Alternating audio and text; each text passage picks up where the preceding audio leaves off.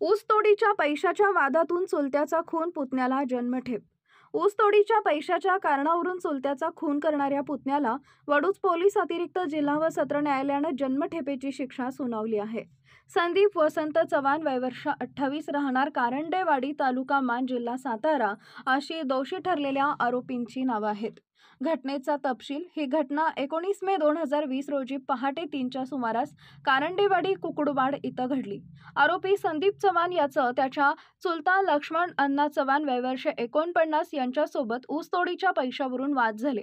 त्यानंतर संतप्त झालेल्या संदीपनं लक्ष्मण चव्हाण यांच्यावर झोपलेल्या अवस्थेत घरातील मटण कापण्याच्या सुऱ्यानं वार करत त्यांचा खून केला.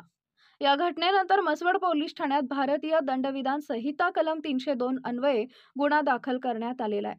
सहाय्यक पोलीस निरीक्षक गणेश वाघमोडे यांनी साक्षीदारांचे जबाब नोंदवून आवश्यक वैद्यकीय पुरावे गोळा केले. कसून तपास करून आरोपी विरुद्ध वडूज पोलीस जिल्हा सत्र न्यायालयात दोषारोपपत्र दाखल करण्यात आलेलं आहे. या प्रकरणात सरकारी पक्षातर्फे सरकारी वकील अजित प्रताप कदम साबळे यांनी युक्तिवाद केला. 8 साक्षीदारांच्या जबाबासह कागदोपत्री व वैद्यकीय पुरावे ग्राह्य धरून न्यायालयानं आरोपी संदीप चव्हाण याला कलम 302 अन्वये जन्मठेप व 5,000 रुपयांचा दंड तसेच दंड न भरल्यास 6 महिने साध्या कैदेची शिक्षा सुनावली आहे.